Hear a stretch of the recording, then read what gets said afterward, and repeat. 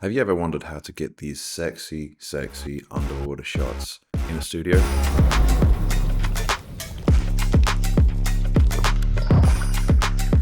Well, let's talk about it. So, in today's video, I basically want to show you how I go about building Perspex tanks. On about 4 out of 5 creative briefs I'll receive, I'll find a need to have a clear acrylic tank. This could be for a variety of reasons. Most of the time it's because I have something with liquid that needs to be contained and I need the camera to be able to look through the sides or beneath the surface. Even at times I'll be shooting down on the surface where I want liquid, and rather than just having a big mess on the table, I will opt to make a Perspex tank for the purpose of said shot. Why would we use Perspex in the first place? Perspex, as you can see, is clear. If we were to use glass, you'd have to deal with what's called refraction. This means that glass isn't a perfectly light passing material. You can think of it as a liquid surface when it gets touched. There is uneven ripples. This can be a pleasing look, but for the most part, I am looking to get a very clean, unbothered image. I don't really want to see the surface most of the time. I want to see what's going on inside of the Perspex tank.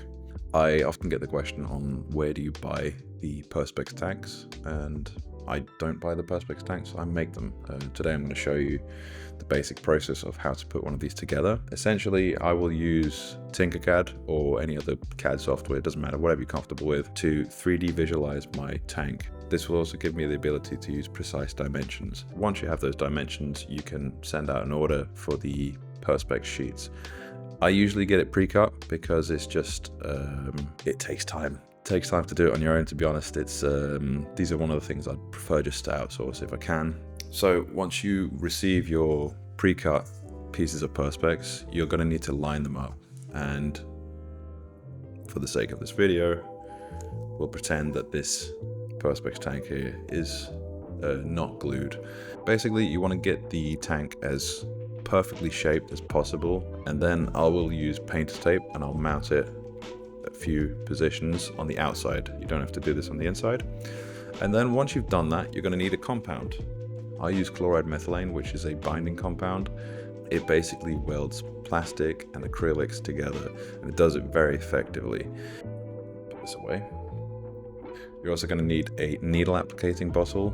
This is simply just a squeezy bottle with what seems to be a syringe on top. Don't worry, they're not sharp, so you shouldn't be able to hurt yourself with them. You're also going to need to get some type of breathing apparatus because the chloride methylene is indeed toxic, so do it outside if you can, or at least ventilate your area very well.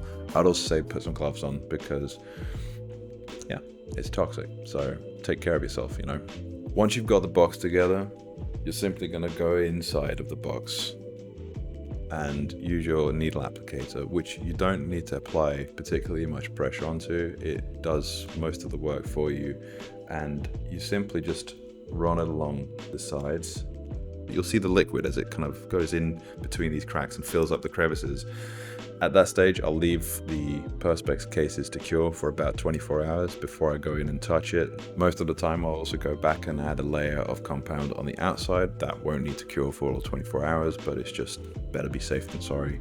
You can also add some silicone in there if you feel it's necessary. I've honestly made quite a few of these boxes now, and I've never really felt the need to do that, and none of them have really started leaking immediately after having been made. So yeah, that's the end of this quick little video explaining how to put together acrylic cases, and you can put these together in all sorts of different shapes and sizes, and